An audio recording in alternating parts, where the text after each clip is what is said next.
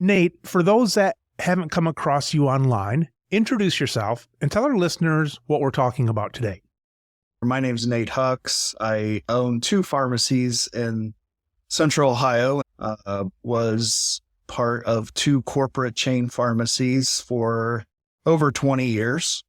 And then finally, I became fed up with the world inside the chain pharmacies and decided that I was going to buy my own pharmacy. So in 2016, I bought Pickerington Pharmacy, which is a more traditional pharmacy. We take all insurances, we do immunizations, MTMs, all those normal things. And then 2 years ago, I decided to open a second pharmacy right next to Pickerington Pharmacy called Freedom Pharmacy. And Freedom Pharmacy accepts no third-party payments from anyone. So we do business directly with the consumers. Now, Nate, there's a lot of things I'm going to compliment you on today. But one place I think you got it wrong is having your place right next door, because we just have one pharmacy. But if I had another pharmacy, I would always put it somewhere else where I could hide between the 2 of them. So it's like, where's Mike? Well, he must be on the road or something like that. And it would take me like 4 hours to drive like 2 miles between the stores. You've got a pharmacy right next door. Why do we have a pharmacy right next door to your other pharmacy? Well, for some consumers, for some pharmacy consumers, it may be beneficial to use an insurance card. But for many, it's actually detrimental. It actually increases their costs. So the reason I put the 2 pharmacies side by side was because now we can serve whichever consumer comes to the door. So if I have a pharmacy consumer that comes in with a super high deductible plan, let's say it's a $10,000 deductible, I process that prescription through for, let's say, Lipitor 10 milligrams, and it comes back $45 copay. Well, I know I can take that consumer to Freedom Pharmacy and fill the same prescription for $15, and the consumer wins, and I don't have to pay any fees for processing that prescription.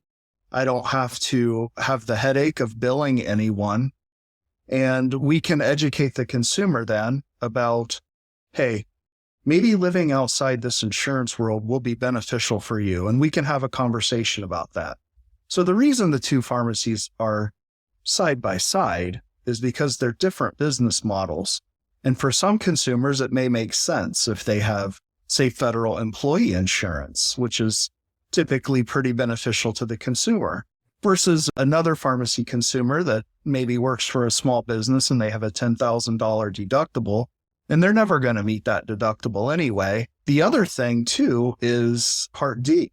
Over half of the customers we have at Freedom Pharmacy are actually Medicare Part D customers. Medicare Part D is interesting in that the copays many times for inexpensive generic medications go through for relatively high copays. For instance, you may have a prescription for sertraline 50 milligram and you process a 90-day supply through the Medicare D plan, and it comes back at a $30 copay. That's pretty typical for a Medicare D plan. Now, in that prescription, I'm going to get a DIR fee of perhaps $25. So I end up netting out $5 and the consumer's paying me $30.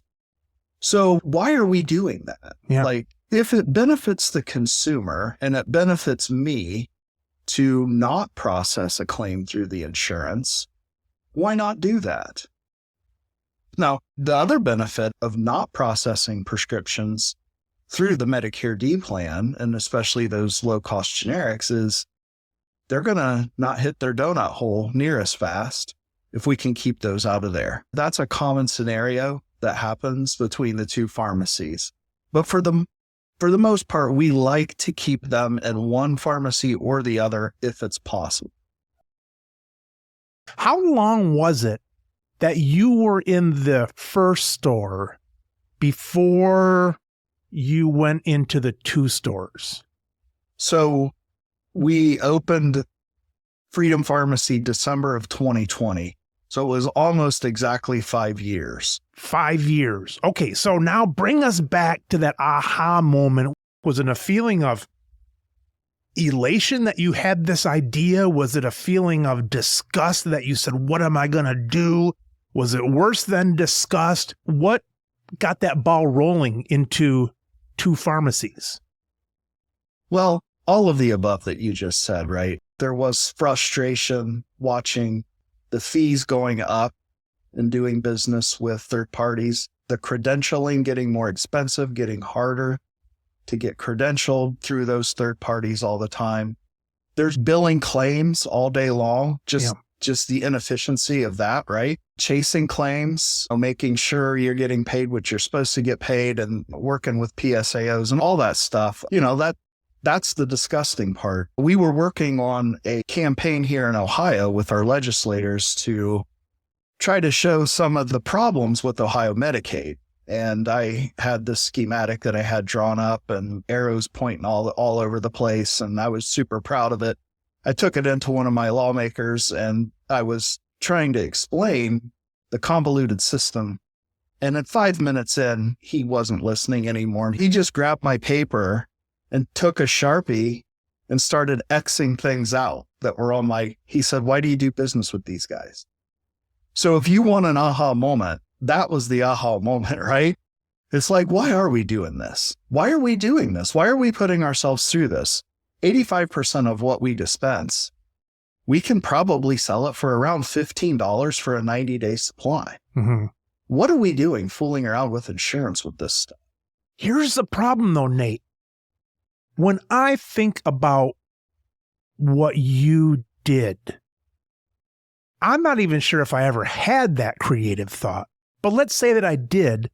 The first thing that would come to me would be the PBMs probably have something in their contract that does not allow 2 buildings with a bearing wall to do they've got something in their contract for everything. And then I'm thinking, if the PBMs wouldn't allow it, there's got to be something in the state that's not going to allow this. And the first thing that comes to my mind is duplicating everything. I mean, there's some things that you can not duplicate. Maybe the heat can go through the doors and you can have one guy you're paying for shoveling out front or something like that. But it seems like a lot of the stuff you have to have double of, like double pharmacists and double licensing and all the stuff that you don't want to think about has to be double. Those are the things that come to my mind that would say, that would never work. Seeing you do it was remarkable to me because it's like, oh, geez, someone is doing it.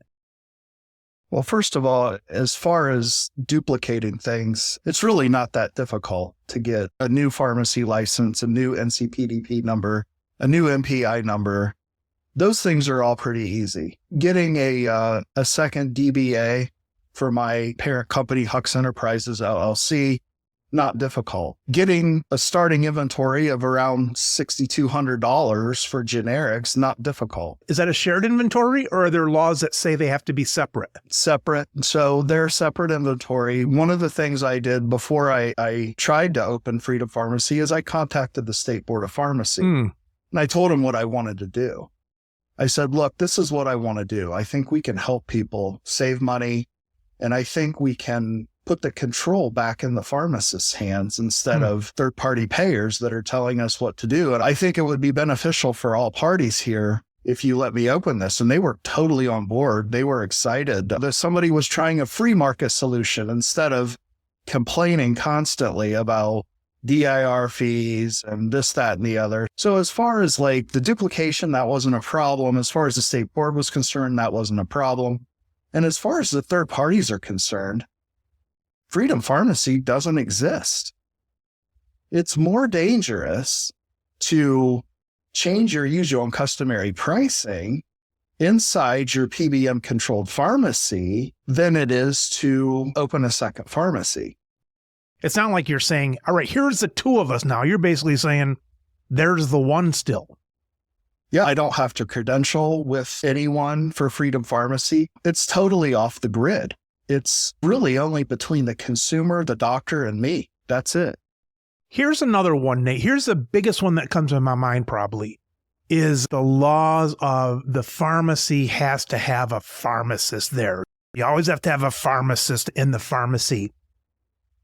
Do you have to straddle the doors all day long? That's a big one in my mind, I'm thinking. So yeah, that is a good point. I did ask the Board of Pharmacy that question before we proceeded with pharmacy. I said, look, we're essentially going to be in the same space. Can one pharmacist do exactly what you said, straddle the two sides, right? And they were okay with it as long as we were physically present and as long as we signed off that we were the pharmacist on duty that day. I mean, the two pharmacies combined is smaller than most corporate pharmacies, right? If you're talking about the physical space that the pharmacist occupies. Now, we do have a staff pharmacist on duty specifically for Freedom Pharmacy every Monday, Tuesday, and Friday. Oh, that's interesting. So the only time we straddle is Wednesday, which I'm there in my office on Wednesdays. And then Thursday, we straddle for a half a day. So honestly, we have a pharmacist dedicated to Freedom Pharmacy 80% of the time that we're open. And the other 20% we're straddling, like you had mentioned. And the days you're straddling, you probably share a wall. And I don't mean to get too physical, but you know how these state boards and the things are, they actually say so many square feet and so on. But you're probably sharing a wall. The door might be open. It might be questionable. Even if there was one non-owned building between you, that might not even fly. But I imagine being with the shared everything makes it so. Correct. And you don't think you'd be able to do it even if there was a Hallmark card shop between you or something. The big part of it is actually being next to each other physically. Correct. I think that was key. Suite B and Suite C. There you go. Connected by a door between the two. Yeah.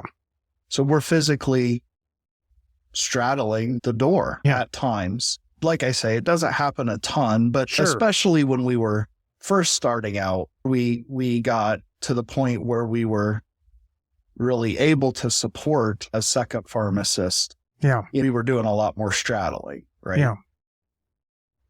Somebody comes to you, Nate, and they say, is this the answer for every pharmacy in the U.S.? What is your answer? I don't know. We'll find out. I'm the only one that I know of that's trying to do the dual pharmacy, one that lives inside the system and one that lives outside the system. There are others that are popping up that are fully outside the system, but I do know that there is benefit for some consumers to use their pharmacy insurance. So I want to be able to take care of those people too. Plus, Pickerington Pharmacy has been around for 32 years. I don't want to kick those people or make them live in my new world if it's beneficial for them to live in the world that they've known for 32 years at Pickerington Pharmacy. And so I don't think it's for everybody. I don't know that it's something that the corporate chains would ever try to do. I'm surprised at some point that somebody wouldn't try to do something like this because it just makes a lot of sense. You mentioned that it kind of makes it clear to customers. I like that because sometimes we make the mistake of thinking that customers know what the hell you're talking about. For them, if you mention insurance or provider or PBM or whatever, I mean, for a lot of those people, there's me, there's the doctor, and then there's everything else is this conflated blob. They don't know when they come into your pharmacy, and not that we do, but you start spouting off about this price and that price and the provider and the payer and this, and they don't know what the hell's going on. So it'd be quite a visual to actually have two separate buildings to get the point across. Absolutely. And every day it's education. Mm-hmm. I mean, it is a constant education. When we process a claim through an insurance, and let's say I'm trying to think of a good example here where let's look at, okay, here's one we just had the other day. Vesicare generic sulfenacin went through for a $285 copay at Pickerington Pharmacy. I said, I can do better. Follow me. And I walked them over to Freedom. I asked my pharmacist, Jim, I said, Jim, can you do a price quote here of sulfenacin 5 milligram number 90 and it's $20.80. So that sort of transparency with the customer. And what's the alternative that you could do at Pickerington Pharmacy? Run it through GoodRx and pay whatever their administration fee is. GoodRx is not the answer. It's an excuse to keep usual and customary prices high. So here's what I try to educate the consumers about.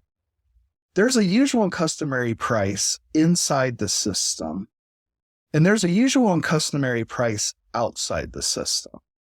If we work outside the system, you are taking an incredible burden off of my plate, and I want you to benefit from that. I want you to know that, hey, the cost of this drug is $8. I mark it up 10%, plus a pharmacy services fee, $12, and your final price is $20.80. We can shake hands, and that's where the financial transaction ends. But if you make me process this through your insurance, I'm going to have to pay transaction fees. I'm going to have to pay network performance fees. I'm going to have to pay DIR fees. I'm going to have to chase the claim down. I'm going to have to make sure we get paid for it. If you can keep me from having to do all that, and we can just do business together, why not? Let's do it. Yeah. So, those optics are perfect of having the person walk over there with you, because I'm not saying you can do the same thing with one store, but there are ways to say, all right, we're not going to use this quantity is different, so we're not going to use your insurance this time. And you kind of talk to them like I was talking about. They have no idea what's going on. You talk to them, and pretty soon you're like $200 apart in your own pharmacy. And it's like, it doesn't take long before they start thinking you're a used car salesman without that divide. Well, that's exactly right. And I really feel like transparency, and that's one of our core words, quality, personalization, and transparency. Those are our core words at Hux Enterprises. Transparency is so lacking in our business. It is tired of trying to make a living buying low and selling high. I don't want to do that. I want to make a living being a good pharmacist. You get good at what you get paid to do. You get paid to buy things as cheap as possible and then try to get the system to pay you as much money as possible. That's what you become good at. If you get paid for your services like we do at Freedom Pharmacy, you become good at services. You can hold your head high and say, look, this is what we're worth. And I hope you feel, consumer, I hope you feel the same, that, our service here is worth $12. And at the end of the day, most of them just care, well, is it less expensive in this world or that world? But you get to have that conversation with people, and they learn a lot, and they get excited, and they feel like they become part of a movement too. Here's the other thing about Freedom Pharmacy is being the first of the year, we're starting to get a little more picky about what insurance contracts we take at Pickerington. So we had about 50 people, maybe a little between 50 and 100, that we stopped taking their insurance. So we were able to move some of those people to Freedom. We were also, if they wanted to stay inside the system, also help them to and these are Part D people, and they're on an Advantage plan. So they have until March 31st to change. So a lot of them are changing. Now we might have lost about 20% of those prescriptions, but Freedom gave us another solution, another option for them to continue our relationship. And in many cases, it was about the same amount of money. It might be a little more, it may be a little less at Freedom, but the most important thing to that consumer was continuing the relationship. And that's the most important thing for us, right? Like, that's our goal. is to make that relationship the focal point of what we do. One thing we did about 2 years ago now, 2.5 years ago, is we stopped carrying all brand names at our pharmacy. I know, I knew that about you, and I think that's just fabulous that you guys did that. You can't make any money carrying brand name products. No, and for our listeners, the cool thing Nate did, the pharmacists know this, but any non-pharmacist, the cool thing Nate did is he separated his businesses, and because of that, he can make different rules and different standards at each pharmacy. If you've got one pharmacy, you can't really decide to say, I'm going to sell this to you, Sally, because you've got good insurance, but Bob, your insurance has been nasty to us, so we're not going to sell this. You're not allowed to do that unless you do something across the board. And so we did that across the board. We got rid of all brand names. And I'll tell you what, Nate, subconsciously, as you were saying earlier, subconsciously, I started giving crappier service to lovely Mrs. Smith, who's 80 years old, because I knew I was going to lose on that medicine. And I just couldn't override that feeling of disgust. I was looking at her as a sweet old lady, but I was feeling disgust because I was losing money on that. And so I had to, besides probably going out of business if I didn't make this move, but I had to clear that from my system because I started just getting this nasty taste in my mouth whenever I would serve somebody and not get what I thought I was worth. It's a terrible feeling. That's right. I know exactly what you're talking about. And that was another piece of why we opened Freedom, right? We're somewhat agnostic to the price of drugs. What Freedom Pharmacy does is it resets the accountability on all levels, on the manufacturer level, on the wholesaler level, on the pharmacy level, and on the consumer. So the accountability, listen, yeah, I get calls all the time. What can you do for me for Ozempic? What can you do for me for Jardiance? And I just give them the price quote. Ozempic's $1,100. What? I get it for $300 through my insurance. Well, congratulations. I mean, until we start holding the manufacturers accountable for some of these prices, somebody somewhere has to pay for this stuff. And hopefully what will happen eventually is the manufacturers will wake up too and say, we need to start doing business outside this system too, because we could half our price if we would stop, rebating half the cost of the drugs to the insurance company. But they haven't made that decision yet. And I tell every drug rep that comes in to talk to me, I tell them that. No, not too many of them come in anymore because they're always like, it's above my pay grade. And I said, well, call your CEO and have them call me. I want to talk to these guys and say, hey, you could revolutionize healthcare if you would live outside the system. People would still pay money for your stuff, but we got to stop coming out with $1,000 medicines. We got to stop doing that.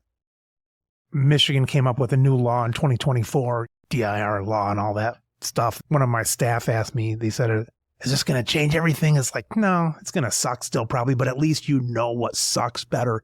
And you can go to the political breakfast and say, Congressman so-and-so, look, here's what's happening. And you mentioned it earlier, Nate. I don't think you were maybe getting to this point, but look, Congressman, here's what's happening. Do you follow this? Now, be careful. It's 3 or 4 steps. So let me explain what's happening. But now without these laws, it's like 12 steps for them to follow what's happening. And they zone out after 1 or 2 of them. Right. Nate, what happens when sometimes there's customers where it's kind of good for insurance, but then there's a few out there. It's like, boy, I wish I could do something different. And different in your case would be Freedom Pharmacy. Do you get people that you split or you're tempted to split, or is it better to keep them all at one? Each individual case is a little bit different. There are some people that it makes a ton of sense to split. But then I try to educate them too, to say, look, your 3 brand name medicines, I'm losing money on those. So if I cherry pick your 6 generics and fill those at Freedom, the terms for those are very favorable through your insurance. So they're essentially subsidizing on the brand name products with very reasonable reimbursement on the generics. And you know what? Most customers will say, I get it. Okay, let's do it. I'll tell you what happens most times in those cases is they end up sourcing their brand name somewhere else, and then they fill all their generics at Freedom. So, and I'm fine with that because it improves my cash flow at Pickerington. I don't have to deal with billing anybody for anything. You can go to CVS or Walgreens, who obviously gets a better price on their brand name medicines than I can get because they're still in business somehow and they're able to take this reimbursement, or who knows what the reimbursement terms are for those guys. Maybe it's even better than ours. Who knows? But I know this, I can only tell you what I can do, right? I can't say, look, I can't fill your brand names here, but I just give people options and put the ball back in their court, right? If you want to use Freedom, that's fine, but I'm not going to be able to fill your brands at Pickerington. And if that works out for you, great. Now, if you want to do it all at Pickerington, I can do that and we'll be equal to just about anybody else out there. So a lot of times they end up filling their brand name medicines at Walgreens. I mean, we have 7 corporate pharmacies within 2 miles of our stores. There's plenty of choices if they want to use a corporate pharmacy, or even if they want to use mail order for those brand name products. I don't care, whatever they want to do. I don't know my status as pharmacist liking me in town, but we're not the most welcome guests at a party when anything we send away from us are brand names that most people are losing them. We have a friendly competitor a bit away, but sometimes we'll even call them and say, hey, we got this brand name we're going to send your way because we did the looking on it and it looks to be decent for you. Do you want this prescription and so on? But most of them, it's like these people can decide where they want it, but all these brand names are coming from our pharmacy, but that's all right. That's fine. Yeah, most of them are part of the problem anyways, if you look at CVS and things like that. Absolutely. Nate, if someone said to you, Nate, here's $10 million to do something with Freedom outside of the Freedom boundaries, outside of the physical boundaries, and you've got $10 million and you can either market with that, you could buy other pharmacies, you could try to have someone franchise this or that, you could start up a consulting thing or whatever. What's the next step with $10 million that you would take with this idea if you couldn't put it into that proper? So I have thought about this a lot, and what I would do is make a consulting company that could teach people how to do this. And I think the concept and you're sort of doing it already without brand names in your pharmacy. The concept needs to be magnified. I don't want the headache of owning a bunch of pharmacies, and I don't want the problems that go along with it. You put your name on something and then somebody does something bad and it gets wrecked. So I would like to start some sort of consulting company that would teach other independent pharmacists that are interested in making this transition, how to do it step by step. What were the things that we did? What lessons learned? How much staffing do you need? All those nuts and bolts type of things. And just want other independent pharmacists to do this. Whether it be what I'm doing with the dual pharmacy thing or just starting a pharmacy outside the system. Going completely generic. It was a gamble because we didn't know who we'd keep. It happened to work out because, and I've been around a long time when things have been going downhill, but right when things started getting really nasty the last few years with way below cost, and that's all relative, but way below cost, you're just getting screwed. Right when this happened, at the same time that we decided to go with just generics, it so happened that, and God bless them, I love my brothers and sisters at chain pharmacies. Everybody's trying to do a good job, but it's corporate pushing down with the metrics and so on. So I never blame the pharmacies, but right when it got really tough for us, it also got really sucky tough for a lot of the chain stores in town.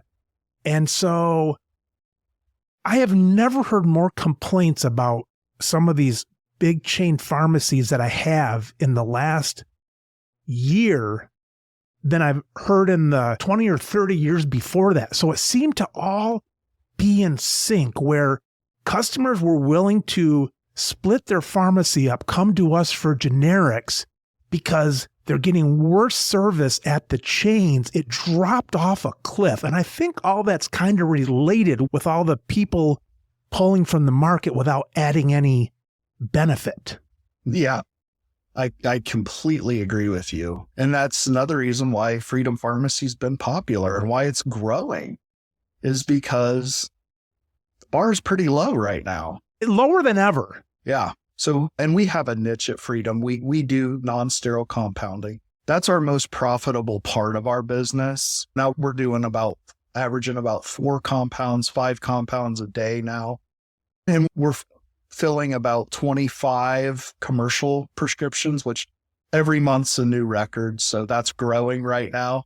So even without that niche, I think we would be fine at Freedom. And that was a significant investment, putting all the labs in and all the equipment and the negative pressure that you have to create. I mean, that's a significant investment. I do think as any independent pharmacy, you do have to have a niche of some kind. And that was what I decided to do at Freedom. But honestly, these days, it's a niche just being good. because, and like you said, our brothers and sisters that are sweating it out still at the corporate pharmacies, I know they're good people and they want to do well. But the fact of the matter is, we got business people in charge of our profession. We don't have pharmacists in charge of the profession. So Freedom Pharmacy, really at its core, is about putting pharmacists back in charge of pharmacy, instead of large corporations that dictate to us what we're supposed to be doing. We know better than somebody that's never set foot in a pharmacy what we need to do to take care of our patients, right? But at the corporate pharmacies, that all doesn't matter. It's their businesses that happen to do pharmacies. They're not pharmacies that are in business. I think that a pharmacist who's the business person is a real strong combination, because back when I wasn't at the pharmacy much, from 2015 to 2020, I was kind of done with the whole thing. We were losing money, and I had a bunch of staff that I probably should have unloaded, but I was hoping things would turn around and stuff. And one of the pharmacists there became my picks, one of my pharmacists in charge, because I wasn't around enough. And boy, that was a struggle, because this pharmacist, I don't blame her, but it's like every controlled drug took like 45 minutes for them to triple check their work, and patients were waiting, and they had all these log books and all this stuff. And it's like, they didn't have the connection to efficiency. I don't blame her. If someone's putting me in charge of the DEA stuff and they say, you're in charge of that, it's like, I'm going to do the same thing, unless I've got the monkey on my back of having to support the store and do all that kind of stuff. So that's just a small example of how powerful the pharmacist business owner / a huge stake in the business is important, because you really have to see both sides, because if you're pure cash, that can get away from you in a hurry. Same with pure medical, though, that can get away from you in a hurry. So you have to have that nice mix, I think. Oh yeah, for sure. And that's balancing on a knife's edge sometimes. Mm-hmm. I mean, you know that as a pharmacy business owner. I mean, it is not easy, but I would not change it for anything. I would leave the profession if I had to go back into a corporately controlled pharmacy. I couldn't do it. I would literally do something else to support my family. I just couldn't do it. Does it really suck, Nate? Yeah, it really does. Does it suck because you're the person in your blood You were destined to become Nate, the double pharmacy owner. Does it suck because that was your destiny, or did it just suck? It sucks that it has to be that way, because it wasn't that way in the mid-90s when I started. We took care of people and we made a living doing it. And when I bought this pharmacy in 2016, I asked the owner, and I said, listen, I don't need to be a millionaire, but can I make a living doing this? And he said yes. And he wasn't lying at the time. I bought the pharmacy at absolutely the wrong time. Yeah. Right? Like DIR fees just being talked about. They weren't a thing yet. You knew margins might be tight, but you never thought it would be taken out the back door. Yeah, you look at a front end 21% margin and you're like, okay, and then you look at a back end 15% margin and you're like, you can't do this, right? And that's what it became with the fees. Yeah. The fees just are out of control. They've grown exponentially. And so the front end margins aren't really any better, but the back end fees have just completely ruined that model. So we had to come up with something else. You just had to, because people will say to me, they're like, all right, Nate, let me say this. Nobody says this to me, but let's just pretend some people said, Mike, you're a genius, for getting rid of the brand names. And I practice my speech and I say, well, I'm not a genius. If I didn't do it, I would have been out of business. That's Right. my speech. Now, no one said that. It reminds me, I was just telling the kids yesterday, you saw the Hamlin guy go down on the Bills. Sure. Yeah. So remarkably, coming up, I was a lifeguard and I took all these boring CPR classes and first aid classes for being a lifeguard. I actually gave 2 times I gave CPR in my life, which is remarkable because you never think you're going to use it. And one of the times, this guy at a business next to us, he basically dropped like Hamlin did. He was standing there, he dropped backwards with his cardiac arrest. And this guy across the street ran over and said, who knows CPR? So I ran over there and I gave him CPR till the fire trucks came. And when I'm done, I see this guy's eyes blinking. I know he was alive still. I'm practicing my humble CPR hero speech already. This is already in my head. And so there's like 4 or 5 people standing around. So the business owner that had come over, he hops in the ambulance with Tom, my friend now that I saved his life. So Dan hops into the ambulance. Sue, his wife, drives Tom's car. Somebody else who was there, they go back to work or something. I'm standing there, a hero, and I had no one to give my speech to. Everybody took off. So I go in and I call my wife. I'm like, Margaret, you'll never believe what I just did. So anyway, I've been practicing my brand name genius speech, my hero speech, but that wasn't the point. It was just either do it or you're going to close, and you can't give a hero speech when you're closed. So you might as well do it that lets you keep going. But I imagine it's similar to you. You didn't have the option. Well, that's right. I mean, at least I didn't feel I had the option. The crossroads I came to before I opened Freedom, it's like, here's what I can do. I can finish out my loan.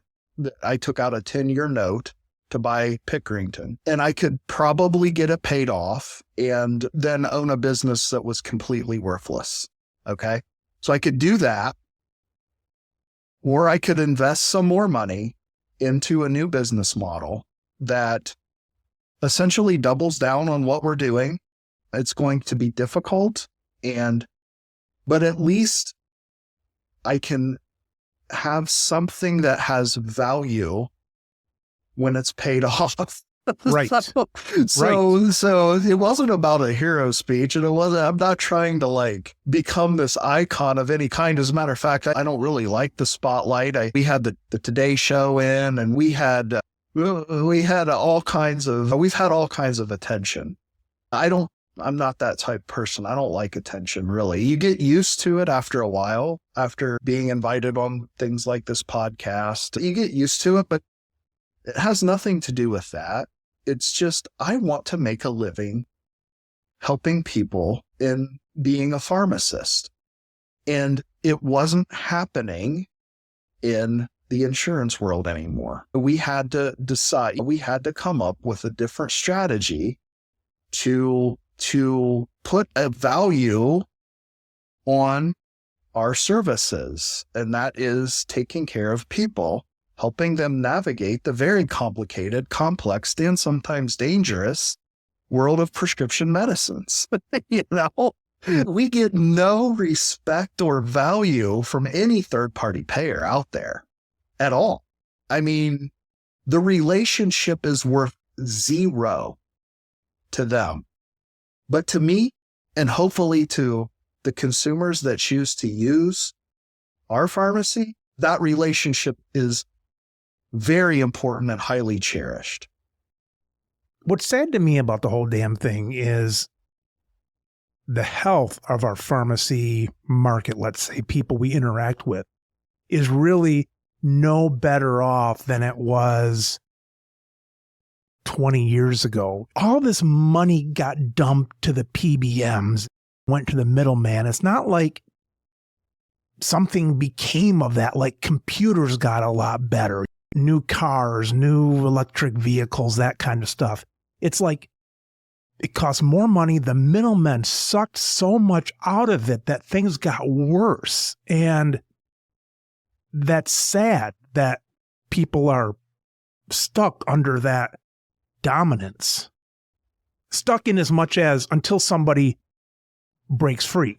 I think there's a bigger problem than just, I don't think this is unique to healthcare. This is like the whole United States. You've got 3 companies to choose from for your internet service provider, 3 companies to choose from for your insurance. You have 3 companies to choose from for getting your groceries.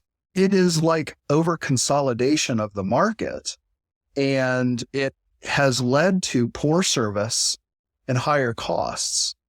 It's become everybody's goal, it seems, in the United States and the American greed world we live in, to become too big to fail. So if you're too big to fail, it doesn't really matter what you do.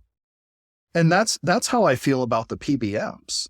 I mean, they're too big to fail. If you become a threat to them, they just buy you and they suck you up into their world. It's an oligarchy. It really is. And like I say, and it's very pronounced in healthcare because we see that every day because we live in that world. But I think that's a problem throughout the United States and many industries. We have over-consolidated everything, and I don't care what political party you're affiliated with, or all let it happen.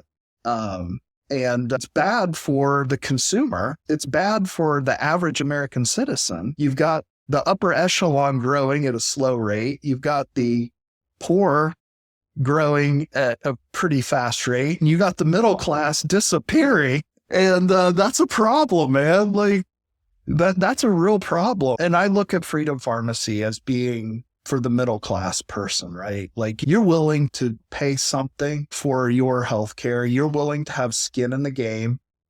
And those are our consumers, right? And hopefully that continues to grow over time. Well, it'll be interesting to see 5 years from now if Pickerington Pharmacy still exists or not, or if Freedom Pharmacy still exists. I mean, who knows what could happen? So it's a diversification of revenue as well, right? Like it's like, well, I'm not reliant for 25% of my profits now come out of Freedom Pharmacy. At least 25% aren't reliant upon the system. And I expect that fully to become 50% within the next 3 years. I expect Freedom to actually be equal with Pickerington as far as the profitability. And in doing many less scripts, we do more profitable stuff because we're focused on the things that are profitable there. If someone's got 2 businesses and let's say one of the businesses goes down for some reason, I think the other one pops up like right away, like 25% more. You have more energy. Now all of a sudden you're Nate, the guy that sold it all to have Freedom Pharmacy. No longer do you have 2 pharmacies. You know what I mean? It's like Sure. everything goes into that. And I think even more comes. So like once you're at 25%, you're already at 50, sort of, if you had to. Oh, absolutely. And by the way, at this point in time, neither pharmacy is sellable. Because I've had some brokers stop in and they're interested to learn about what I'm doing. And I said, well, I can tell you what I'm not going to do is I'm not going to sell Freedom Pharmacy. Well, you can't just sell Pickerington because you would still be in business here at Freedom, right? And like you said, half of those people would probably just make the jump over. So what I've always suspected, if we do end up not making it at Pickerington, is that we would just essentially close Pickerington and transfer everything over to Freedom and then see where we end up. Listen, it's a terrible time to sell. It's mostly your book of business worthless. You're going to get pennies on the dollar for what you paid for it. So I'm not selling anything from Pickerington. If anything, I just close Pickerington and transition all those customers to Freedom and then let the cards fall where they may. That's kind of how I am with my pharmacy right now. I'm sort of basically buying a job, as you alluded to, basically having income in a relatively safe spot where I can sit on my ass and kind of do what I want to most of the day, where if I'm in a chain or something like that, I got someone cracking the whip on me, Right. Who the hell am I kidding? If a chain hired me, they'd say, what, are you here to be the greeter? I'm like, no, I'm a pharmacist. Oh, shoot. I've got friends, Mike and Steve. They, about 10 years ago, the owner of the pharmacy that they were employees of, he sold the store. And you and I know, we're coming from both ends, that employees feel a certain way, but sometimes business owners have to do it a certain way and so on. But anyways, he sold the store. They were a little bit bitter. So they bought a building that was just one drive. There's just a driveway between them. And they made like 5-foot profile pictures of each of themselves and put them in the window of their new place. And so obviously that was a draw, and they just pulled everybody over. They would just buy the files, integrate them into their corporate chain pharmacy. They wouldn't physically occupy Pickerington. They'd move half mile down the road to CVS or Walgreens or whatever. They'd still probably consider you too close. Oh, absolutely. Yeah. They'd be like, that's the first thing that those guys do is make you sign a no compete clause within 25 miles. So I'm like, well, then I won't be selling. So don't waste your time coming around. Would you have changed anything in a dreamland? I mean, hindsight's 2020. I never really look back. I only look forward. I try to learn. I probably didn't know enough to own my own pharmacy when I bought it. I don't know if anybody does until they are right there in it, right? I was not a business owner for 21 years of my career prior to becoming a business owner. So, I mean, I would say when I bought the Pickerington Pharmacy, that would have had to been where the road would have forked potentially somewhere else. But I wouldn't change anything if I could, because I think we're maximizing our potential as best we can. And what more can you ask of yourself? Obviously, I've made mistakes along the way and I've learned and tried to get better. I probably hired too much staff when I first opened Freedom. And then we quickly figured out, well, we're not going to be open very long if we keep this much staff. So we got it balanced out, and now we're making it work. There's tons of things you can do, but honestly, I'm excited about the future. At least I have something I can work with. And again, that's another reason why I did Freedom, is because I can make the rules and I can decide what's best, and nobody's dictating to me what's important and what's not important. Yeah. Which is what you get when you own a pharmacy inside the insurance world. Community pharmacy, there's plenty of blame to go around as far as like finding ourselves in the position that we're in. There's some blame on the corporate chain side. There's some blame on the payer side with the PBMs. There's some blame on the manufacturer side for the unbelievably high prices that they want to charge. So there's lots of blame to go around. And I used to think that the chains were responsible for the state that we find ourselves in community pharmacy, which is, as we've talked about at length here, not a place that most of us want to be. Yeah. But honestly, there's lots of factors involved that I was naive to being an owner. So you can only control what you can control as an owner. Yeah. Freedom Pharmacy to me is exactly what the name of the pharmacy says, right? It's freedom. It's freedom to be who we want to be. It's freedom for our customers to not have to listen to other people telling them which medicine. One of the things that drives me insane right now is the PBMs playing the rebate game with brand names that have generics available. Oh, jeez. It is unbelievable. Like, yeah, you're forcing people to get brand name Advair and forcing people to get brand name Adderall and forcing people to get all the same Brio, all these things that have generics available, having a pharmacy in that world.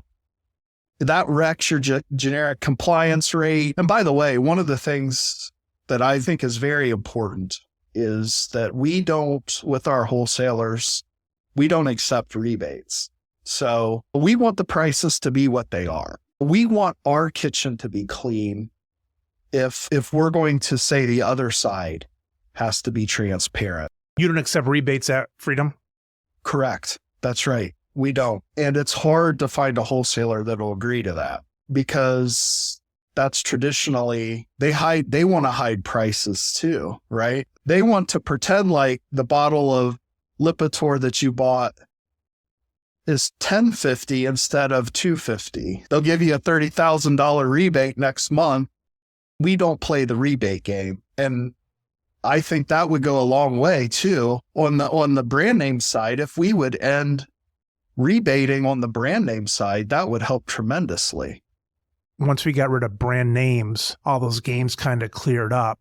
We maybe do some rebates now with their actual quantity discounts based on the purchases of the generics themselves, but all those games of buy this many brands and we don't have to do that anymore. I used to complain to my wholesaler. They'd come in and I'd plop down a bottle of something, 800 Motrin or something. I'd say, how much am I buying that for? And they'd give you all the baloney about the whole rebates and all that stuff. And I said, that's sickening. I brought up used car salesman earlier. It's like, yeah, worse than used car salesman, but it's like, I'm buying X million dollars from you guys and I got to play this rebate game and then they blame it on somebody else and all the blame goes around and stuff. That's cool that you're not doing that at Freedom. Well, resetting accountability. Yeah. You know what I mean? You need to hold them accountable. Everybody needs to hold each other accountable. Yeah. And everybody needs to eat. So, what we have is a situation where PBMs have really ruined the ecosystem. Mm-hmm. And, they're going to be their own demise because there's not going to be any more fuel for them to fuel their fire. People are going to start it's just an inevitable that people will stop doing business with them at some point and start doing Freedom, right? Freedom Pharmacy. I mean, it just makes too much sense. Do you ever think about when you're on the big news and things like that? And by the way, there's a great segment there on the Today Show and you had Antonio Cha-Cha with you guys. Do you ever think about what you say about PBMs? I'm sure you don't narrow them down. I don't really name them directly here, but I think if I'm a PBM, I might go after a lot of people. I might put podcasters and social people a little bit further down the list because they might be able to lash out a little bit more and in theory make an impact on things. But do you ever think about that now that you're more of a target? Yeah, people have asked me that question, and I can tell you this. I've noticed absolutely no change in my relationship with the PBMs whatsoever.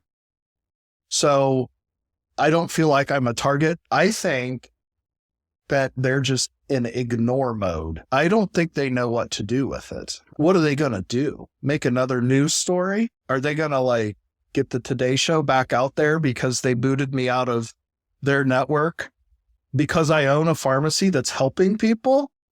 Are they really going to do that? If you really think about it, it's not in their best interest to even acknowledge that this is happening, because it just blows the roof off of all the secrecy and the backdoor deals.